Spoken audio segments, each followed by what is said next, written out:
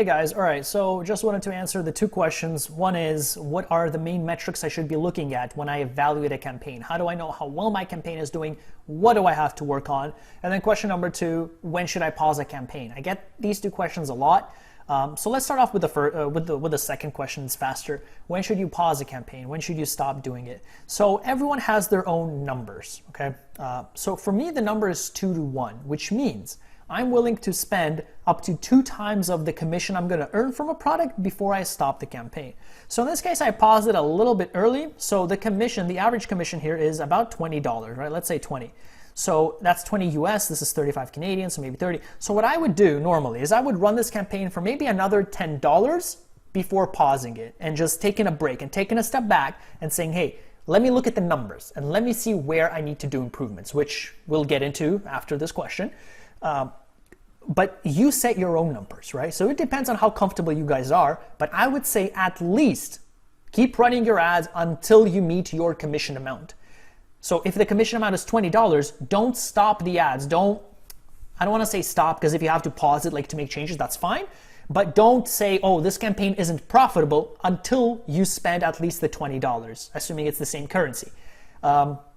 This is because if a product, let's use a bigger product, ones that pay $100, let's say Resurge, they pay like $113. If you spend $20 and you say, oh, I haven't made a sale, it's not profitable, you might spend another 80 and then you'll make a sale. Like, you have so much room still to test. So my rule of thumb is anywhere from 1 to 2, for example. So from 1 to 1 to 1 to 2, I mean, ratio wise, right? So for a campaign where you're paid $113, I would pause it at say $115 to $200. That's when I would pause and take a step back and say, okay, I still haven't made any sales. Let's take a look at the numbers. So that's the answer to your question of when should you pause a campaign. It's based on these numbers.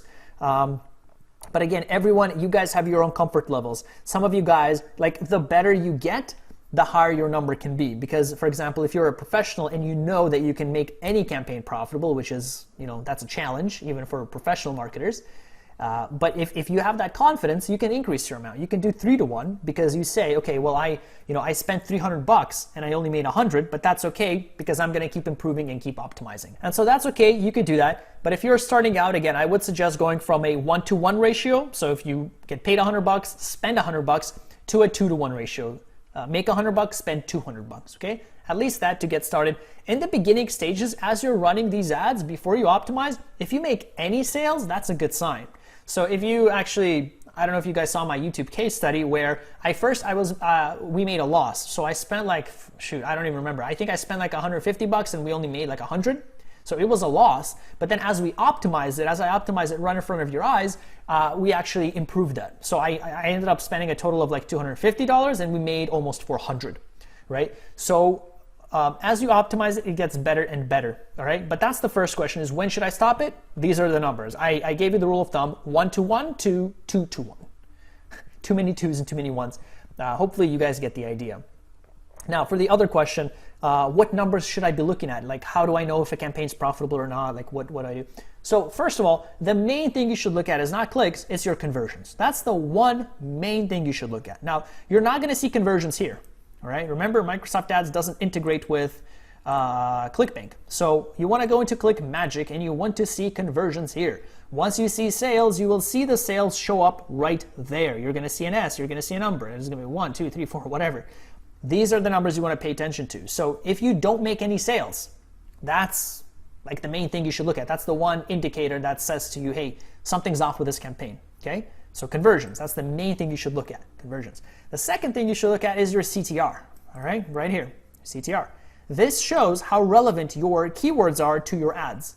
So if you have a very poor CTR, that means something is off with your keywords and ad copy. You should work on something there. If you have a landing page and you have a low CTR, your landing page has nothing to do with your low CTR at all.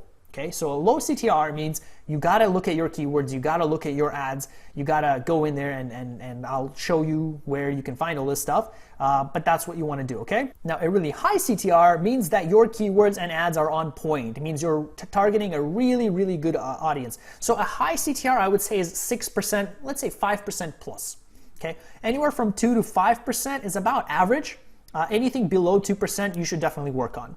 So this campaign has a CTR of about 3%. Now, given the super low cost per click, this is okay. That being said, you should still work on your CTR as much as you can. So unless your CTR is like in some of our videos you saw like 20, 30%, you should always keep working on it. So if you see a CTR of say still lower than 5 or 6%, you should still look at your keywords, look at your ads, and kind of see where the discrepancy is.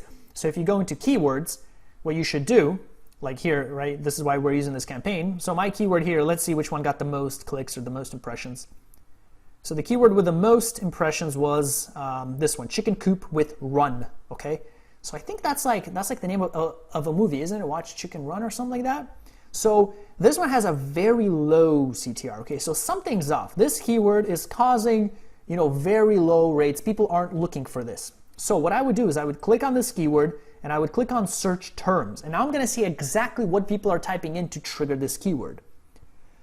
And we're gonna go here and look at this, chickens. That is just so broad. Like people aren't looking to build a chicken coop when they type in chickens. That is just so broad. So what you would wanna do is add this as a negative keyword. And I'll get into that in my next lesson. Chickens run DIY. No, these are horrible, right? So if I was still running this campaign, if I was optimizing it, I would add these as negative keywords. This is horrible, okay? So I don't want to pause my keyword because I'm still getting good ideas. I'm still getting good content here, like plans for rent the chicken coops. I don't know, this could be good, okay? But how to build a chicken run, I don't know if that's, or maybe a chicken run is like a chicken coop, right? So this is something I would look up. But look, chickens for sale. No, we don't want that. Okay, chicken run, maybe. But even chicken run is broad. It's like, do you want to buy a chicken run? Do you want to build a chicken run? Because ours is how to build a chicken run, right? Or I'm assuming chicken run means chicken coop. That's what I'm assuming it is. Chicken co-op, or no, this is chicken co-op with run and garden. Yeah, maybe they meant chicken coop. And they spelled it like co-op. Chicken coop, yeah. So this could be broad, right? So you want to go through the list and you want to say some of these are really irrelevant and no wonder, so like this one, chickens, yeah, that makes sense now. We're getting so many impressions for people typing in chickens. Well, no wonder they're not interested. And surprisingly, CTR for this is fairly high, actually. So we want to go through this, but I would still remove this because this is just so irrelevant. I would not want to have that keyword. So let's go down, right? Let's go back here. Let's take a look at some of the other metrics. Yeah, so 0.45, that's coming from somewhere. I don't think it's actually showing us everything, right? Because this shows 2,000 impressions. So some of the impressions aren't showing. I wonder why. Yeah, sometimes it's gonna do that, unfortunately. It's not gonna show you all impressions. And when that happens, that sucks. Yeah, that's all. Yeah, so it doesn't show all impressions. It says other terms. Yeah, so this one doesn't show. So there's something else, like maybe chickens is even okay because this one has a high. But you want to look at what is the term that someone typed in that is completely irrelevant. Let me see if we can find another example here. This one doesn't show, sometimes it doesn't. Like I said, that sucks, which is why we're using ClickMagick, because in ClickMagick you can see that, right? We have the keyword, we have the query string token. You will be able to see exactly what works, what doesn't. So let's look at something else with a low CTR like this one, chicken coop clearance. So we're going to click here, we're going to go to search terms, and let's see what people are typing in exactly. So look, chicken coop plans, this is pretty damn relevant, 12% CTR, that is very good. Okay, so chicken coop plans, we want that. But what is causing this to have a low CTR, chicken coop 5%, almost 5%, not bad, right? This is 60%. Chicken coop plans for sale, this is 60%, unbelievably high CTR, this is very high. Let's look at some of the, so let's filter it. And it's not showing us everything either. I'm looking for something with a lot of impressions, right? Because that's where, we got 2,000 impressions, we only got 200 clicks. It doesn't even show us everything here. Chicken coop plans. Okay, or maybe this was the one. Anyway. Yeah, so the most impressions, yeah. So it's not showing us everything here either, it looks like. Okay, so over here, chicken coop. So when someone types in chicken coop, I guess that's just way too broad. Or over here, there's chicken coop. Yeah, so these are the same thing. And this one, split here. This one's showing a bad CTR, this one's showing an okay one, right? 5%, this one's okay. Let's go down, let's look at this one. Large wooden chicken coop. Okay, so this one has, 2%. Not too much data here to kind of decide, but this could be a flag, for you to watch out for and to say, okay, maybe we should pause this, we should add this as a negative keyword. Go down the list. This one has 0, large wooden chicken coop. Maybe you want to add that as a negative keyword, right? Maybe we want to add that, chicken coop plans. This one has 30% DIY chicken coop. So as you can see, when you delve in the actual search terms, you get completely different data, right? Like chicken coop with run, this keyword has so many search terms within it. Some of them are just trash. Some of them are useless. You want to add those as negative keywords, or select the good ones and add them as exact match types or phrase match types. Add a different ad group. That's the idea. So yeah, you go through down the list. So these are the things you want to look for. You want to look for the CTR. Mainly, you want to look for conversions. And one more thing you do want to look for is the quality score, okay? So I have the quality score over here. I don't see any, like there's no numbers here. I don't think there's anything for here. Yeah, this campaign didn't run for long enough, but what you want to do, go to columns, go to modify columns, and then this is going to be under, let's see, conversions maybe? No, not conversions, competitive. Maybe under attributes.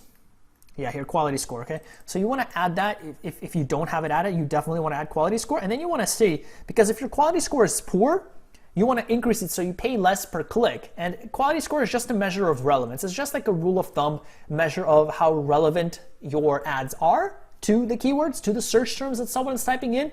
But it's extremely, makes an extremely huge difference for when you're actually paying for clicks if your quality score is low, okay? So I have a whole video on it. I'm gonna attach it here in to this lesson if you wanna have an in-depth, very in-depth look at quality score, ad rank, bidding, how this whole auction system works. I'm gonna attach a video I created on YouTube. It has charts, it has PowerPoint, it has Excel sheets, has everything if you really wanna go there. I'm gonna leave it out here because I feel like it's gonna take us into a little bit slightly different direction. This isn't extremely important when you're starting out and when you're doing this method, but it is important as you start moving on later on and creating a landing page and all that stuff. Take a look at that video anyway. I'm gonna attach it, like I said, beneath this one, and that's the idea, right? So let's go through two more things here. Let's add negative keywords. I'll do that in the next lesson. And then let me show you how to optimize, how you would go about actually optimizing the campaign and what you would be doing. Part of it we already discussed here, but I'm gonna do it in a little bit more detail. I will see you then.